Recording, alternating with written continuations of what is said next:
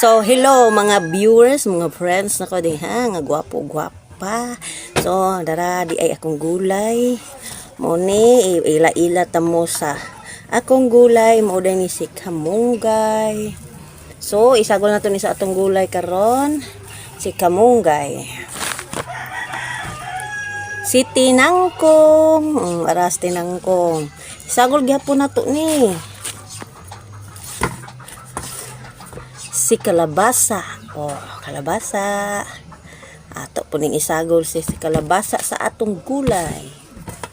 Napod si upo. Opo.